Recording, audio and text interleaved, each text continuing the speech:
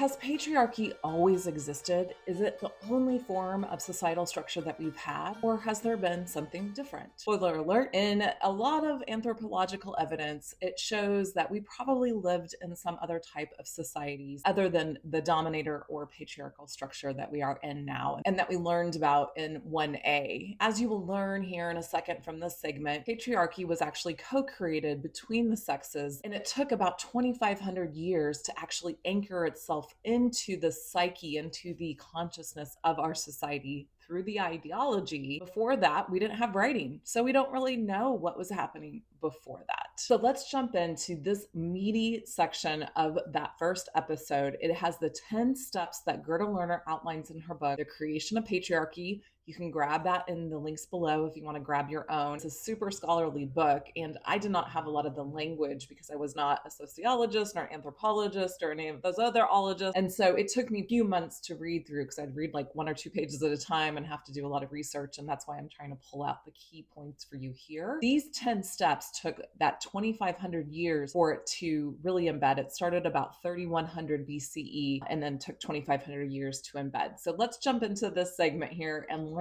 what those 10 steps were and what was happening by the end of the 10 steps, because that's where creation myths really started to pick up momentum, if you will, and get embedded into our cultural DNA that I keep talking about. And just a reminder, I broke up that first episode because there was 4 main points in it, and I saw that each of those main points could actually be episodes in of themselves. We're doing 1A, 1B, 1C, 1D. Make sure you watch all of those. You can also, of course, watch the full episode, but I am putting additional material in here because it's been a few weeks now since I filmed the original one, and there's more stuff coming to the awareness all the time. Make sure you stay to the end to get that golden nugget and that prompt for your question. And I actually have a really amazing bonus tool for you that I put in the first episode, but if you didn't watch that, you're going to get it here. Make sure you're taking notes. This is one of those that you will definitely need to take notes or screenshots on, and definitely come back and watch multiple times to understand these 10 steps and how they built on each other over that 2,500 years. All right, I'll see you afterwards. Moving on, we're going to jump into Gerda Lerner's work in her creation of patriarchy. She started to write Creation of a Feminine Consciousness and realized she couldn't write that book until she understood how we got into the system of patriarchy. And really, I'm going to talk about this in a second, the ideas that built our society. In her first chapter, in her introduction, she outlines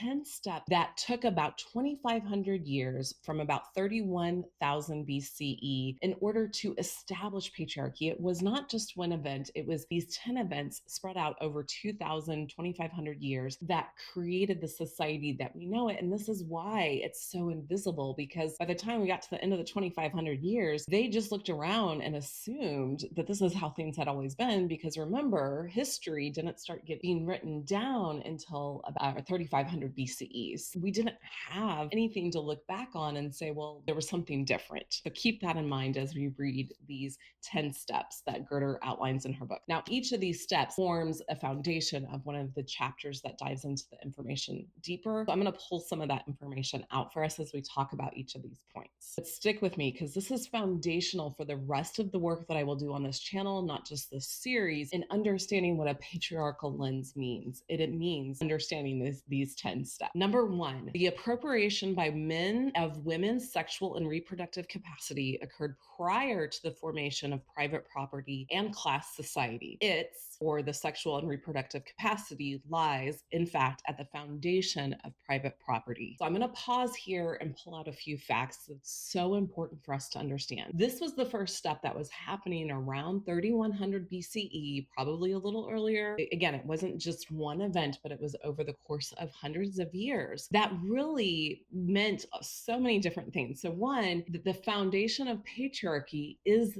the right it believes it has to control another person, oftentimes just through a body part. That starts with women, but it goes on into many other things through slavery and even into modern era with our health system. Number 2, private property as the ability to claim land or one family line is at the bedrock of patriarchy. And number 3, it ties women's sexual and reproductive capacity to private property. So you have to keep those three in mind, that patriarchy's foundation has a right to control other people's bodies and their autonomy, that it puts private property at the foundation, and that private property is tied to women's sexual and reproductive capacity. Moving on to her second step. Number 2, archaic states were organized in the form of patriarchy, i.e. the structure of society where everything goes through the male line. Thus, from its inception, the state has had an essential interest in the maintenance of the patriarchal, i.e. male line of the family. Number 3, men learned to institute dominance and hierarchy over other people by their earlier practice of dominance over the women of their group, i.e. this is how slavery got born. They understood how to enslave subliminally women of their own culture. They extended that to the culture of other tribes, starting with the women, and then eventually through other means of psychological warfare, they were able to dominate the children and men of other cultures. So that is how this institution of slavery got started. Number 4, the earliest laws institutionalized and enforced with the full power of the state women's sexual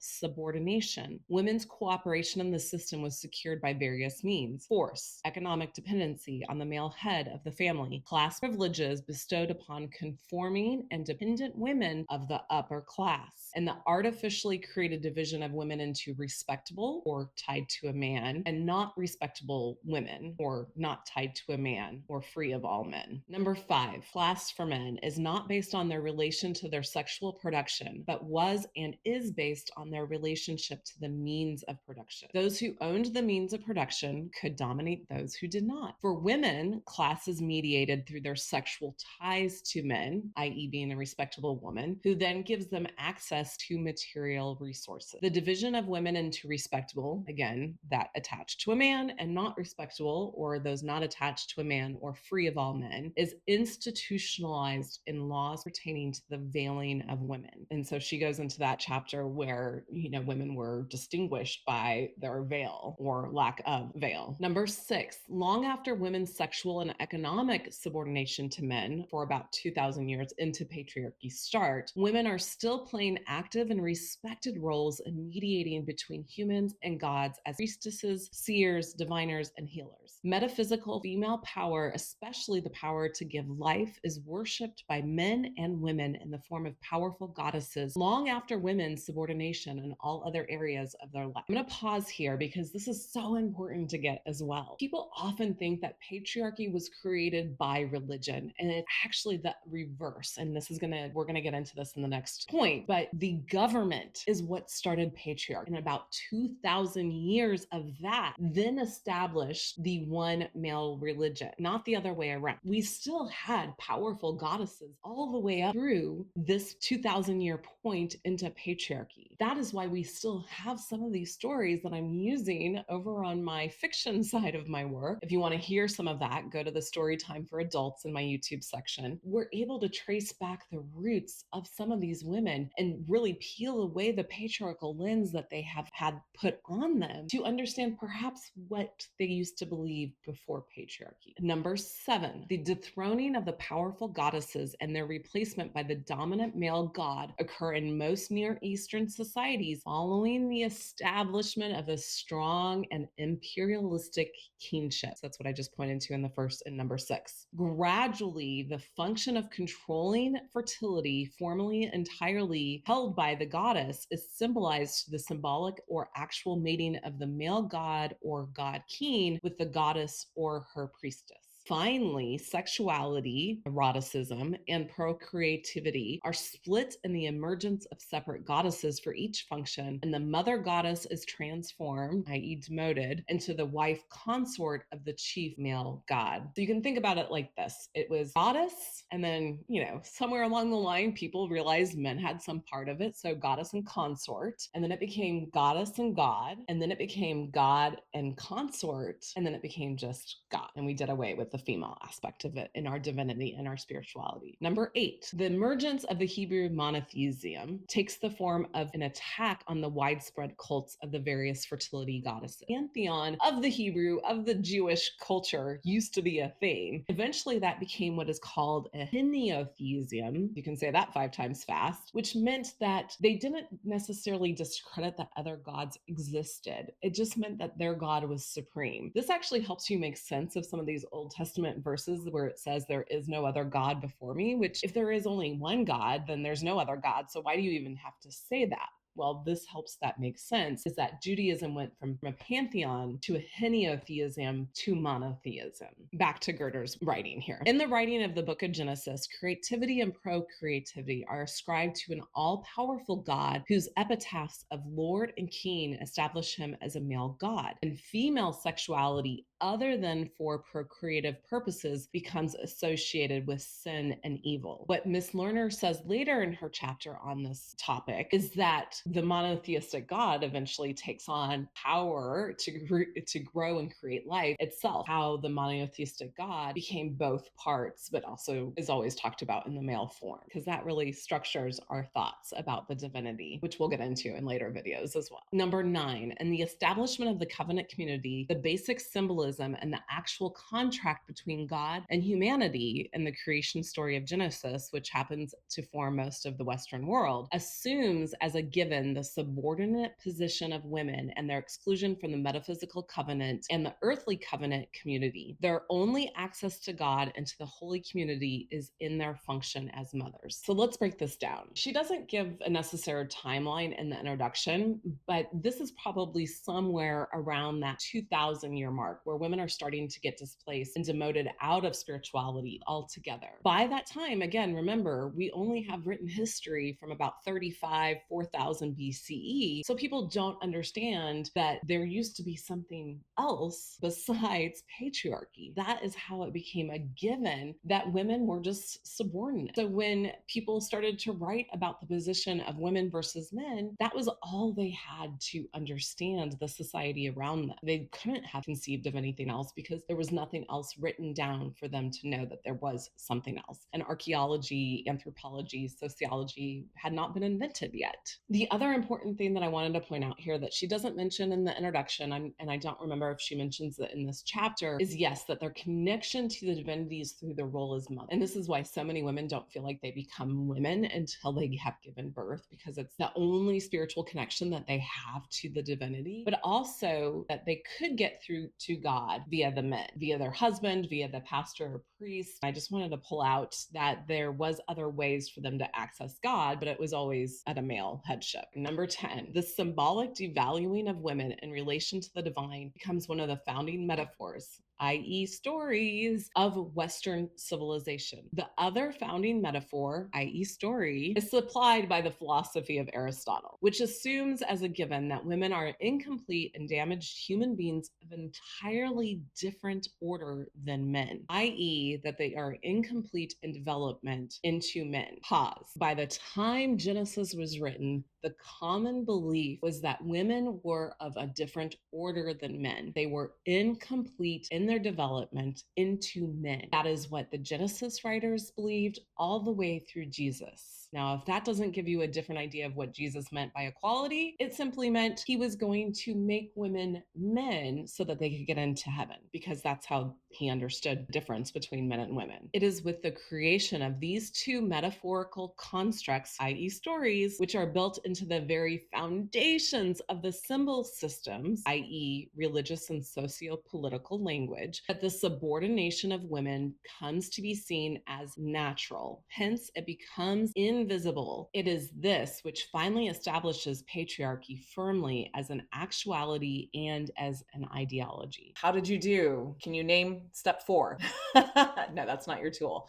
That's not the exercise today, but if you could, that would be freaking amazing. But maybe you have the notes. So give me what your golden nugget is from your high view of all of these 10 steps. Please leave that down below. Here's your bonus for today. So I used to teach these things called red tents, which is just inviting women to come in under under the new moon generally, which is, before technology, when most women would actually have their bleed, they'd get to hear some fun, empowering stories. It was a good time for us just to sit in circle and take away all of the patriarchal mess of the day. This was a tool I came up with during that time where I started to see patriarchy and how it is embedded in the way we even talk. And then that has a trickle down effect into everything else about our belief system about men and women. Typically, besides ladies and gentlemen, we always put men first and women second. So Mr. and Mrs., God and Goddess, brother and sister, right? Like we're always putting the men first. That's just our language. But when you think about how our language programs us and programs our belief systems and thus our behaviors, if we are always putting men first, both men and women or both women and men, we're unconsciously telling ourselves that men always have that first place in society and women always have that the God always has the first place in society. And if there's even a goddess, maybe she's second or third or fourth or fifth. I want you to flip-flop that today. I want you to start